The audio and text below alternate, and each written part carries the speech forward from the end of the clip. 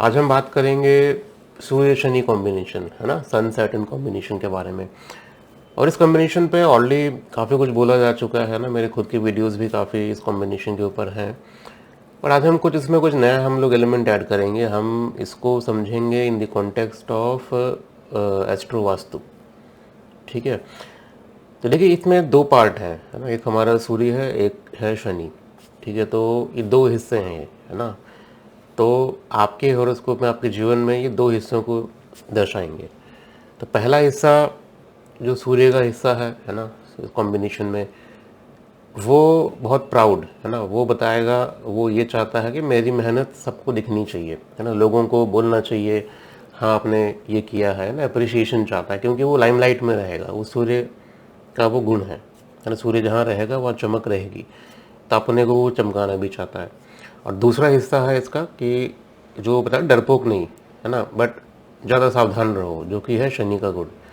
तो ज़्यादा मत दिखो, कोई क्रिटिसाइज़ कर देगा, है ना, गलती हो गई तो बदनामी हो जाएगी। तो आप काम तो शनि की तरह करते हो, है ना, डिटेल मेहनत और ओवर टाइम को लेके, ठीक है, बट हम गुण उसमें चाहते हैं सूर्य वाला, है ना, लेकिन मन के अंदर कहीं सूर्य की इज्जत भी वो मांगता है। ठीक है, तो ये बेसिकली एक बेसिक थीम है इसका।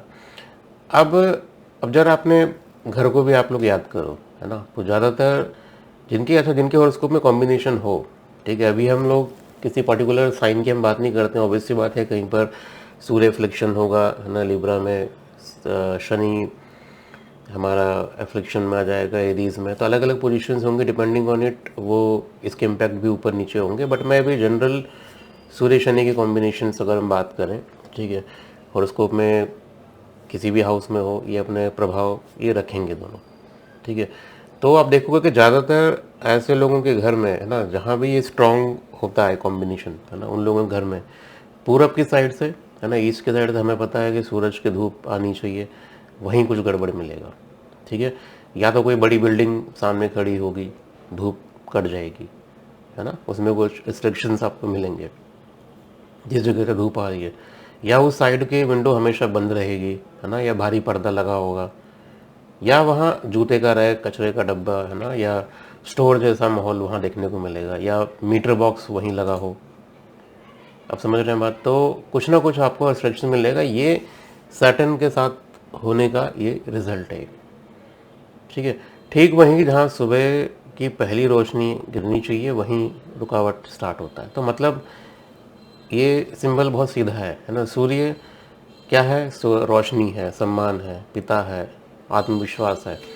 शनि क्या है? बोझ, डर, है ना, जिम्मेदारी और डैम्पनेस, ये सब डिनोट करता है हमारा शनि।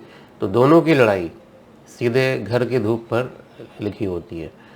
तो इसको और भी चीज़ें आप देख सकते हैं। तो बहुत बार मैंने देखा है ऐसे चार्ट्स में जहाँ पर इम्पॉर्टेंट पेपर, है ना, प्रॉपर्टी डॉक्यूमेंट्स, सर्टिफिकेट, है ना, आईडी प्रूफ कहीं नीचे वाली, है ना, या बहुत जो तंग चीज़ें हैं या अंधेरी अलमारी में दबे हुए मिलते हैं, है ना, कभी सीढ़ी के नीचे, कभी किसी लोअर रैक में, है ना, लोअर रैक यहाँ इम्पोर्टेंट है। कभी ऐसे प्लेस जहाँ आप खुद भी सोच रहे हो अरे ये तो क्या बोलते हैं ना कि बहुत इंपॉर्टेंट डॉक्यूमेंट है ना, इससे मुझे बहुत इंपॉर्टेंस है उस डॉक्यूमेंट का, और वो यहाँ क्यों पड़ी है आपको खुद को नहीं पता होगा, बट आपको ऐसी जगह पे मिलते हैं वो डॉक्यूमेंट्स बाद में। तो इसी तरह, है ना, पिता की फ़ोटो आपको दिखाई देगी, आपके फादर की फ़ोटो या मेन फैमिली फ़ोटो भी अक्सर अजीब जगह पे मिलेगी, है ना, दरवाजे के ऊपर लगा दी, है ना, जूतों की रैक के बगल में रख दी, ना टॉयलेट की दीवार के ठीक पीछे लगा दी, या आसपास पूरा कचरा, है ना। तो बेमतलब की चीज़ आपको आसपास मिलेगी। क्यों? मैंने पिता की फ़ोटो या कोई इंपॉर्टेंट फैमिली की फ़ोटो, इंपॉर्टेंट है ना, जहाँ भी जिस भी एरिया में कुछ इंपॉर्टेंट है वो सूर्य है ना। फैमिली में आपके फादर इंपॉर्टेंट है, हायर अथॉरिटी हैं, तो इसलिए वो सूर्य है। ठीक है, पूरे फैमिली में कोई हायर अथॉरिटी होगा वो सूर्य है। फ़ोटोज़ हैं, फ़ोटोज़ में जो हायर अथॉरिटी वाली फ़ोटोज़ होंगी वो सूर्य है। तो उन सब पे इसको आपको लगाना है। तो जब कुंडली में सूर्य शनि की टेंशन आपको दिखाई देगी, ठीक है, जब भी किसी हॉरोस्कोप में सूर्य शनि कॉम्बिनेशन होगा और वो एफ्लिक्शन में हो उनमें से, तो घर में पिता की फ़ोटो ऐसी जगह टंगी मिलती है ना, जो बहुत अनयूजुअल प्लेसेस होते हैं। तो मुझे कोई एक्स्ट्रा प्रूफ नहीं चाहिए ना, आपको देख के समझ में आ जाएगा अगर ये चीज़ें घर में आपको दिख रही हैं तो कुंडली में वो पर्टिकुलर कॉम्बिनेशन है या उस ग्रह से रिलेटेड आपको एफ्लिक्शन दिखेगा। ठीक है, तो ये और दूसरा इवन जब वो प्लैनेट एक्टिवेट भी होंगे ना तो आप अपने घर के आसपास का ऑरा भी आप ऐसा बना लोगे, घर के अंदर का ऑरा ऐसा बना लोगे कि उन चीज़ों में उन जगह पे आपको वो कॉम्बिनेशन का रिजल्ट दिखना स्टार्ट हो जाएगा।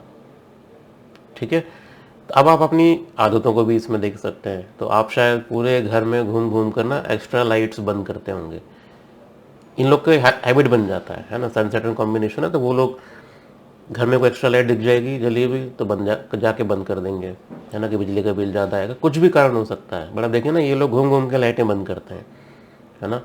खाली कमरे में ट्यूबलाइट जलती दिख जाएगी तो अंदर से हल्का गिल्ट होगा, बिजली क्यों वेस्ट हो रही है, जाके बंद कर दो। और बड़ी मज़े की बात, दूसरों के लिए आप लाइट ऑन रखते हो, है ना, और खुद को अक्सर अंधेरी या हाफ लाइट जगह पर बैठोगे आप, है ना। आपको रियलाइज़ नहीं होता बट ये पैटर्न आपका डेवलप हो जाता है। ठीक है, अब इसको आप नोट करना है ये सब चीज़ें आप, है ना। बहुत से ऐसे लोग होते हैं जो वर्क टेबल जो आपका रहता है ना, उसके एक कोने में या पीछे दीवार या सामने हल्की सी रोशनी, है ना, चेहरे का आधा हिस्सा शेडो में, है ना। गेस्ट आए तो उन्हें सबसे ब्राइट सोफे पर बैठाएंगे और आप खुद साइड में छोटे से या जो नोटिस ना हो ना ऐसी जगह पे जाके आप बैठ जाओगे, पिलर के पास दीवार के साथ टिक कर बैठ जाएंगे, है ना। तो ये सारे पैटर्न हैं जो चीज़ें आप जाने अनजाने में फॉलो करने लगते हैं जब आपके चार्ट में कॉम्बिनेशन दिखे, है ना। फैमिली फंक्शन में आपको आगे कर दे रहे, कोई आपको आगे कर दे फैमिली फंक्शन में, आओ केक तुम काटो, माइक पर तुम बोलो, तो दिल के अंदर ना आपका बड़ा गर्व भी महसूस होगा, लेकिन बॉडी में एक अजीब सी भारीपन स्टार्ट हो जाएगा कॉम्बिनेशन सन सैटर्न की वजह से, है ना। अगर सन सिर्फ अकेला फ्लरिश हो रहा है तब तो कॉन्फिडेंस है, सब चीज़ें आप कर लोगे, बट सैटर्न भी है साथ में वहाँ पर, तो दोनों एनर्जी यहाँ कॉन्फ्लिक्ट एनर्जी काम करती है। ठीक है, तो ये सूर्य शनि की बॉडी लैंग्वेज है ना। अब देखो, मैं और आपको एग्जांपल्स देता हूँ। अगर घर की एक और बात सुनो ना, इसको समझोगे तो समझ में आएगा। तो कई सूर्य शनि वालों के घर में एक पुराना, है ना, आपको खिंचा हुआ एक पैर जरूर मिलेगा, है ना। पूर्व ईस्ट की दीवार है ना, पूर्व की दीवार पर कोई सीलन, है ना, कोई पेंट उखड़ा हुआ दिखाई देगा, है ना, या घर के बीचों बीच, है ना, ब्रह्मस्थान के एरिया में कोई क्रैक, है ना, कोई गंदगी या कुछ ऐसी चीज़ें मिलेंगी जो वहाँ पर नहीं होनी चाहिए, है ना। और सालों से उस पर सिर्फ परत चढ़ती रहती है ना, अभी टाइम नहीं है, बाद में देख लेंगे, है ना, ज़्यादा दिक्कत तो नहीं है तो रहने दो, है ना, चलता है, आप इस आप इग्नोर करते चले जाते हो। तो यही वो रवैया है जो आप लाइफ में सिस्टम और अथॉरिटी के साथ रखते हो। सिस्टम अथॉरिटी मतलब बॉस से, गवर्नमेंट से, रूल से शिकायत भी है ना, और स्ट्रेस भी है, लेकिन फॉलो भी आप वही सबसे ज़्यादा करते हो। सन सैटर्न कॉम्बिनेशन का ये कॉन्फ्लिक्ट है। तो अंदर से फाइट है, बाहर से एक्साइटमेंट। सो घर की दीवार और आपकी साइकी, है ना, दोनों एक जैसा बिहेव करना शुरू कर देता है। तो ये एस्ट्रो वास्तु का एक पावर है जो चार्ट में भी आपके रिफ्लेक्ट होगा और वो चीज़ें आपको जीवन में भी आपको दिखनी स्टार्ट होती हैं। ठीक है, तो अगर आप ये सारी बातें सुनकर अगर आप अपने घर को याद कर रहे हो अभी मेरे इस वीडियो को देखते देखते, है ना, तो अब देखो कि पापा का एक अलग कमरा है ना, आपके फादर का, उनकी फ़ोटो की अजीब प्लेसमेंट, है ना, ब्लॉक धूप, है ना, आपका साइड चेयर आप देखो, है ना, चेयर की प्लेसमेंट आप देखो, आप कैसा है उसको रख रहे हो। सन सैटर्न रहेगा तो साइड में होगा, मतलब आप कभी भी सेंटर आप लोग नहीं बन पाओगे उसमें, है ना। अथॉरिटी के सामने आपकी बॉडी लैंग्वेज देखना बहुत टाइट हो जाएगी, एक अलग तरीके की बॉडी लैंग्वेज आप कर देते हो, जबकि सन है अथॉरिटी के सामने ये चीज़ें फ्लरिश होती हैं। ठीक है, और आप ज़्यादा ग्रो करते हैं, बट यहाँ सैटर्न होने के साथ अब यहाँ बॉडी लैंग्वेज में थोड़ा आपको डिफरेंस दिखाई देगा। तो समझ लो कि आपने एस्ट्रो वास्तु का एक आपने नमूना देखा। ठीक है, ये सब चीज़ें कोरिलेट होंगी आपके घर की एनर्जी से, आपके बर्थ चार्ट से और आपके बिहेवियर से भी, है ना। तो एस्ट्रो वास्तु का मज़ा सिर्फ ये नहीं है कि हर दीवार पर कोई टोटका टांग दो, कुछ हम लोग रेमेडीज कर ले, है ना। यहाँ ये हैंगिंग, वहाँ ये कलर कर दो, ये सब ये चीज़ें नहीं होती। तो असली मज़ा ये है कि एक ही कर्म की कहानी है ना आपकी कुंडली में भी लिखी है और वो चीज़ें आपके बाहर भी दिख रही हैं, तो हमको उनमें करेक्शंस लेके आने हैं। ठीक है, आपके बिहेवियर, आपके हैबिट्स, आपकी छोटी छोटी चीज़ों में आप करेक्शंस लेके आएंगे तो ऑटोमेटिक देखोगे आपके हॉरोस्कोप में भी करेक्शंस, आपके जीवन में करेक्शंस, आपके कर्मों में करेक्शंस, और उसका जो रिफ्लेक्शन है वो फिर आपके घर में भी दिखना स्टार्ट होता है। ठीक है, तो बिना किसी फालतू ड्रामा के अगर आपको ये ठीक करना है इस कॉम्बिनेशन को तो क्या करें, है ना। मैं आपको 2-3 सिंपल चीज़ें बताता हूँ, धीरे धीरे आप इसको कर सकते हो। जहाँ से सुबह की रोशनी आती है ना, उसको इम्पोर्टेंस दो, उसको सम्मान दो, है ना। भारी पर्दा हो तो उसको हल्का करो, है ना। जूते, कचरा, स्टोर टाइप चीज़ें वहाँ से हटाओ, है ना। सूर्य को घर की एंट्री होने दो, सूर्य को घर में एंटर होने दो।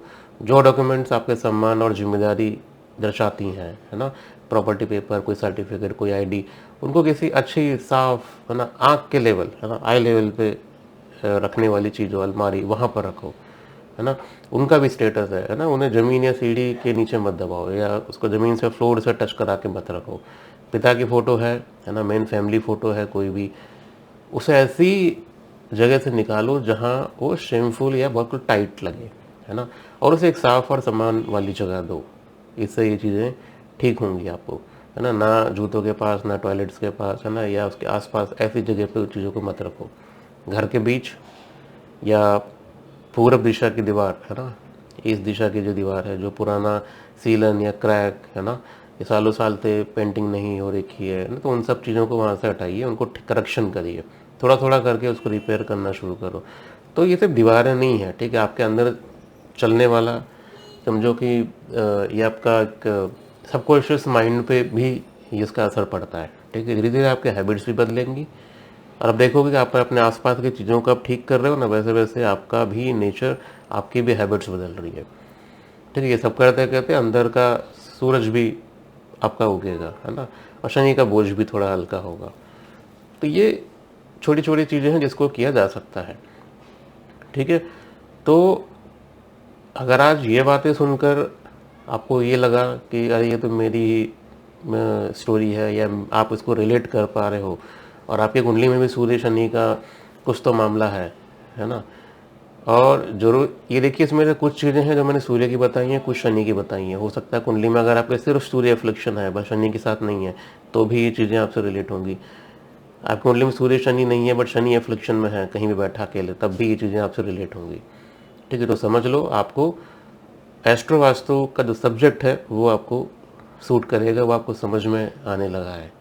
ठीक है, तो हम अपने आने वाले एस्ट्रो वास्तु कोर्स में ना इस तरीके से हम चीज़ों को समझेंगे ना, बहुत बेसिक चीज़ें है ना, राशि के गुण, ग्रहों के गुण, इनके डायरेक्शंस के यूज़ करके हम चीज़ों को इम्प्रूव करेंगे, है ना। कोई तोड़फोड़ वाली रेमेडीज़ ये सब करने की ज़रूरत नहीं है, बहुत ज़्यादा कॉम्प्लेक्स कोई थ्योरी हमको नहीं समझनी है। बहुत सिंपल जो बेसिक वैदिक ज्योतिष के प्रिंसिपल्स हैं उसको लेंगे ना, सिंपल सिंपल योग के बेसिस पे इसको लगा सकते हैं ना, ग्रह के एफ्लिक्शंस को देख के हम इसको देख सकते हैं। तो एक सिंपल सा योग जैसे हमने सूर्य शनि किया, हम समझ रहे हैं कि कैसे दिखाता है कि आपका मेन डोर की प्लेसमेंट क्या हो सकती है ना, और पिता की फ़ोटो का लोकेशन, है ना, पूरब दिशा का दीवार में कोई क्रैक, है ना, लाइट के साथ आपकी रोज़मर्रा की बिहेवियर कैसे है उसमें करेक्शंस लाना, है ना, आपका बॉस और गवर्नमेंट के बीच में कुछ ट्यूनिंग सेट करना।